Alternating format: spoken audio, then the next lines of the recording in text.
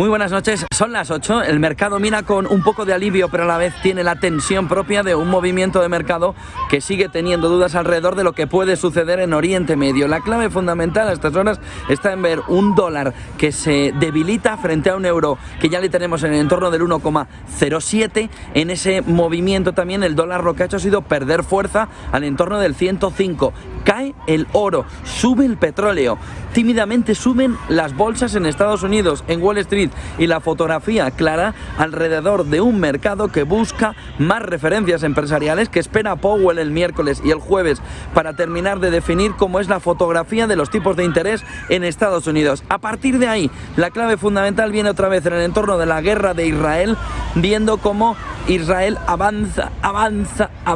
pero de una manera muy lenta hacia las tropas o hacia el entorno de la ciudad de Gaza, donde estarían Hamas, y donde ahora mismo se busca por parte de Israel cómo poder hacer esa entrada sin generar la problemática que Estados Unidos, Blinken, durante todo el fin de semana le ha apuntado. Si escala por un movimiento de desplazados, Jordania ya ha dicho que es una declaración de guerra. Y ojo, porque a partir de ahí el movimiento viene porque Estados Unidos acaba de negar hace unas horas que lo que está diciendo una agencia iraní no es verdad. Dice Estados Unidos que en ningún momento ha pedido el alto el fuego, que no lo está buscando y que lo único que está pidiendo ambas partes es una pausa humanitaria. Ojo, porque en este entorno los países árabes el fin de semana le han dicho a Israel y sobre todo a Estados Unidos, a Blinken, que es necesario el alto al fuego. Parecía que Irán venía a desvelar unas negociaciones que Estados Unidos ha dicho que no se están produciendo, que el apoyo es total a Israel para una pausa humanitaria, pero no para un movimiento que cierre definitivamente un alto el fuego a medio plazo, sino una pausa humanitaria. Siguen los ataques desde el Líbano, ha contabilizado Israel al menos 30 durante la jornada, por lo que toda la fotografía que viene comentando Irán alrededor de una extensión del conflicto todavía está vigente en un entorno como el actual, en el que parece que se empieza a destensar la fotografía, pero el inversor sigue pensando que el riesgo es todavía muy elevado en lo que está sucediendo. ¿Por qué? Porque Israel, aunque está tomando todas las cautelas, eso parece, en el movimiento de entrada para no provocar el movimiento de escalada en los países árabes, todo parece indicar que cuando lo haga, aunque sea tarde, tendrá un efecto inmediato. El otro punto fundamental viene alrededor de la política europea. Meloni acaba de anunciar durante la jornada ese borrador de propuesta que llevaría a una modificación constitucional, dice Meloni, para evitar la inestabilidad política en el país. Busca, entre otras cosas, evitar que gobiernos tecnocráticos, que gobiernos como el de Mario Draghi se establezcan en el gobierno italiano a pesar de no haber sido votado por los ciudadanos. ¿Qué quiere poner? Una papeleta en el que sean los ciudadanos de manera directa los que elijan al primer ministro de Italia. De tal manera que al presidente de la República se le quite ese poder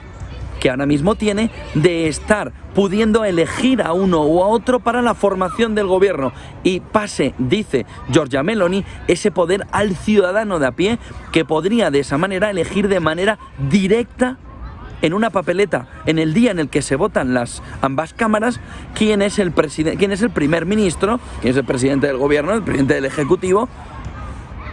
con una votación directa. Ojo por dos cuestiones: lo que pueda decir Europa, si lo considera que se está saltando algún trámite democrático, dice Meloni, esto es para establecer una democracia total y darle el poder al ciudadano de manera completa para elegir quién preside ese Consejo de Ministros, quién es el primer ministro del país, y ojo porque pueda generar un movimiento de extensión, de mancha de aceite a otros países, por ejemplo España, que pudieran tomar como modelo de ejemplo el movimiento de democracia total de Giorgia Meloni, en el que son los ciudadanos y no el rey en el caso de España o el presidente de la República en el caso italiano, donde ya se ha presentado ese borrador, quienes decidan quiénes pueden intentar formar gobierno. El cambio es desde una democracia parlamentaria a una democracia, dice Meloni, total, en el que el ciudadano tiene la última palabra y no grupos de presión, grupos ocultos que en el fondo interceden, se mueven para cambiar la voluntad popular. El cambio es histórico si sale adelante, porque estaríamos viendo un cambio en el modelo democrático como no se ha visto en las últimas décadas, por no hablar del último siglo, desde el inicio de las democracias liberales, sobre todo después de la Segunda Guerra Mundial. Y viene a atacar directamente a lo que Meloni considera, y gran parte de ese movimiento de Europa desde la derecha, que hay un grupo globalista que estaría de élites por encima de la decisión popular y que alteran la voluntad popular. Ojo al cambio con lo que puede significar la reacción de von der Leyen y de la Unión Europea a algo que puede no gustarles en un entorno de democracia parlamentaria como la que ahora mismo vivimos, pero que, dice Meloni, altera la voluntad popular y crea inestabilidad política. Ojo al movimiento de Meloni, que puede servir de un ejemplo al conjunto europeo, pero sobre todo a Portugal, Grecia y España, que pudieran adoptar pero cuidado también con Alemania, adoptar ante un proceso de algo de inestabilidad política, como está diciendo Meloni, un cambio en el que el primer ministro lo tienen que elegir en una especie de referéndum los ciudadanos de manera directa. En este entorno vemos también una fotografía clara alrededor, como les decía, del petróleo alcista. 85, tampoco $85 el Brent, no es que estemos en un entorno de 90, pero en un movimiento en el que viene a potenciar también lo que hoy ha dicho Rusia junto con Arabia Saudí en las últimas horas, y es que mantienen el recorte de la producción. Hay que preguntarle a Rusia si de verdad mantienen el recorte de la producción, porque no lo han cumplido en este último mes, donde Rusia ha visto